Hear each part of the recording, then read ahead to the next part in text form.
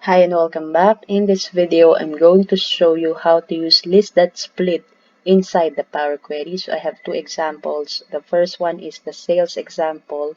So I have this kind of format here in which we have a one straight column with a product name, quantity, and sales amount.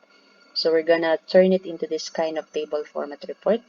So that's the first example. The second one is the group example. So I have the player's name here and then the number of players per group. And we're going to assign each player their groupings based on our input. So we're going to turn it into this kind of format as well. So we're going to do that again in a different worksheet or workbook. So I'm gonna go to my workbook here. Let's do the sales example here. So I'm gonna select any of my data, go to data tab, from table slash range, okay. And then here on the formula bar, there is an FX button. Click that to add step and then write the List.Split. And then this is our source table, and then call the column name sales in square bracket sales to make it as a list, comma, we need to declare how many columns we need. So in this case, we need 3 columns, so that will be 3, and then close it and enter. Let's check it. So there we have the product name, the quantity, and the sales amount. So we're gonna turn it into a table again in this formula bar. We're gonna write table that from rows, and then that's it.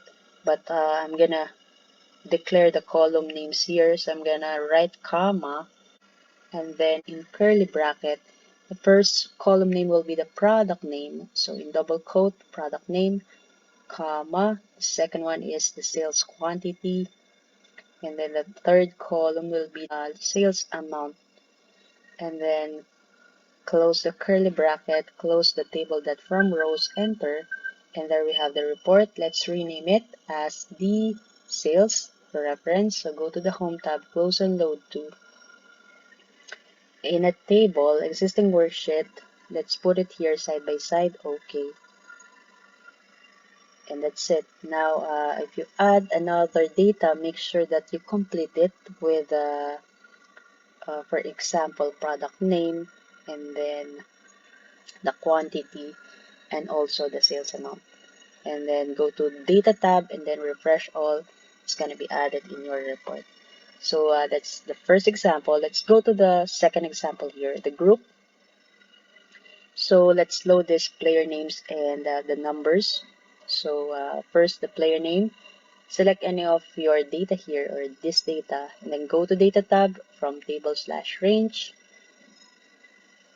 and then check my table has headers, okay. And then rename it first as the player names, and then make a connection first. Go to the home tab, close and load to, only create connection, okay. Now load the number of players per group, and then go to data tab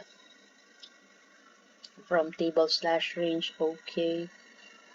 And then rename that as num group, and then on the number here, the 5 in this example, right click and then drill down. That's it.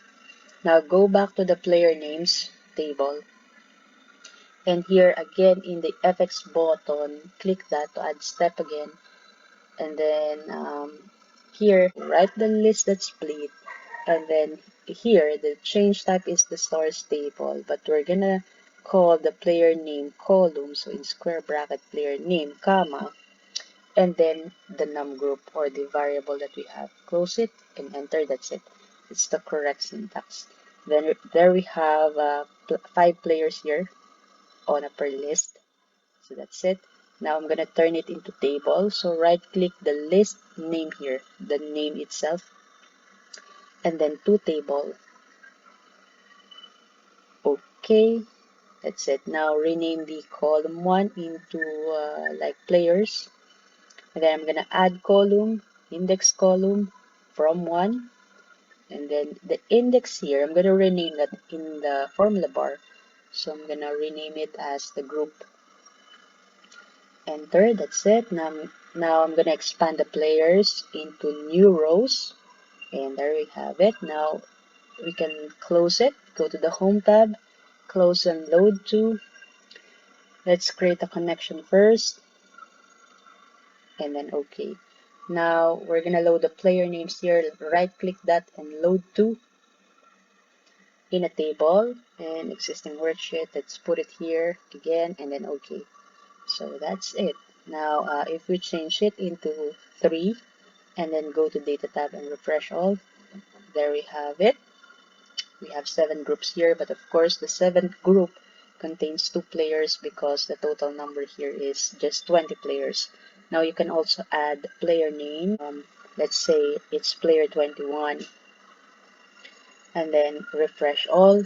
There you have it. It's gonna be added here. So that's it. I'm finished here. I'm done. If you like this video, you can subscribe to my channel. Click the subscribe button and see you next time, and thanks.